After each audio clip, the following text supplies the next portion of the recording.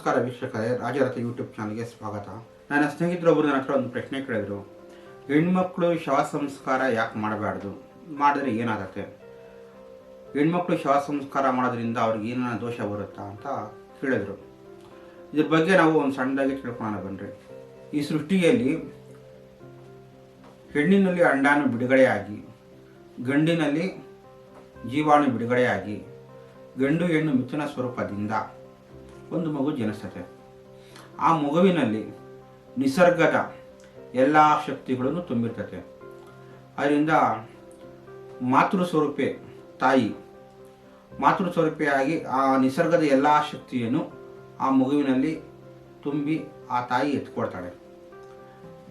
ದೇಹ ಮಾತ್ರ ತಾಯಿ ಇದಾಗಿರ್ತದೆ, ಜೀವ ಅದರಲ್ಲಿ ಪುರುಷನಿಂದ ಇದಾಗಿರ್ತದೆ, ಆತ್ಮ ಪುರುಷನಿಂದ ಬಂದಿರ್ತದೆ. ಒಂದು ಹೆಣ್ಣು ಯಾಕೆ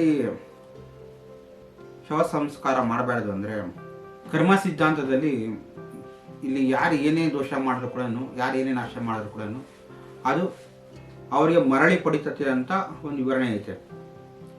ಯಾರು ಮನುಷ್ಯ ಏನು ದೋಷ ಮಾಡ್ತಾನೆ, ಯಾರು ಏನು ನಾಶ ಮಾಡ್ತಾರೆ, ಆ ನಾಶ ಆಗುವಂಥದ್ದು ಅವರಿಗೆ ಅದು ಕರ್ಮರೂಪವಾಗಿ ಮುಂದಿನ ಜನ್ಮಕ್ಕೆ ಅಥವಾ ಇಹ ಜನ್ಮದಲ್ಲೇ ಸಿಗುವಂಥದ್ದು ಚಾನ್ಸಸ್ ಜಾಸ್ತಿ ಇರ್ತದೆ. ಒಂದು ಹೆಣ್ಣು ಬಂದ್ಬಿಟ್ಟು ಯಾವುದೇ ಒಂದು ಶರೀರವಕ್ಕೆ ಯಾವುದೇ ಒಂದು ಶವ ಸಂಸ್ಕಾರ ಮಾಡಿದಾಗ ಒಂದು ಶರೀರನ ನಾಶ ಮಾಡಿದಂಗೆ ಆಗ್ತದೆ. ಆ ಒಂದು ಶರೀರನ ನಾಶ ಮಾಡಿದಾಗ ಏನಾಗುತ್ತೆ ಅಂದರೆ, ಅದು ಕರ್ಮರೂಪವಾಗಿ ಆಕೆ ಮತ್ತೊಂದು ಶರೀರಕ್ಕೆ ಜನ್ಮ ಕೊಡೋಕ್ಕೆ ಅದು ದೋಷವನ್ನು ಉಂಟು ಮಾಡುತ್ತೆ.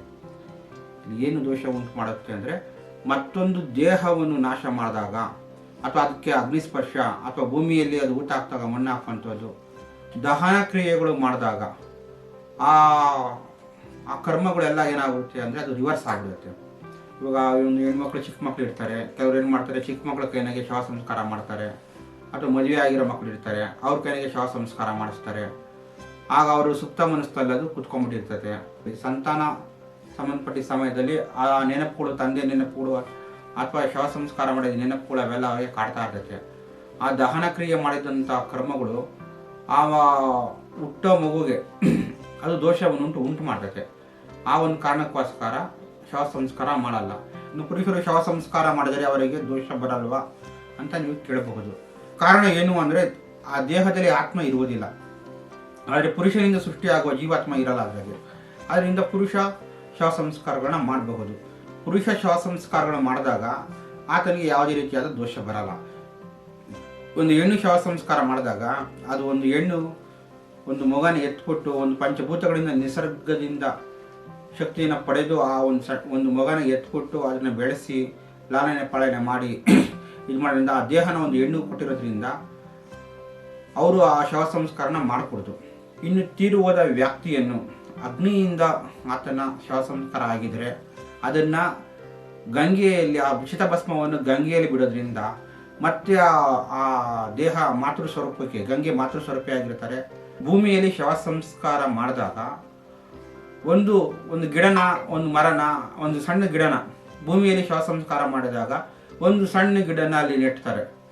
ಒಂದು ಗಿಡವಾಗಿ ಅಲ್ಲಿ ಬೆಳಿಬೋದು, ಅಥವಾ ನೀರಿನ ಮುಖಾಂತರ ಆಗಲಿ, ಮತ್ತೆ ಯಾವುದಾದ್ರು ಒಂದು ಜೀವಿ ಆಗಲಿ, ಮನುಷ್ಯ ಮತ್ತೆ ಹುಟ್ಟಲಿ ಅನ್ನೋದು ಒಂದು ಪೂರ್ವಿಕರ ಸಿದ್ಧಾಂತ.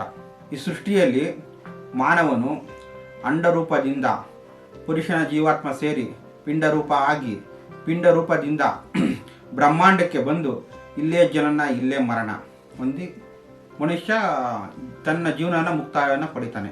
ಮುಂದಿನ ಎಪಿಸೋಡಲ್ಲಿ ತೀರುವುದ ವ್ಯಕ್ತಿಗೆ ಹಾಲು ತುಪ್ಪವನ್ನು ಯಾಕೆ ಬಿಡ್ತಾರೆ ಅಂತ ತಿಳಿದುಕೊಳ್ಳೋಣ. ನಮಸ್ಕಾರ.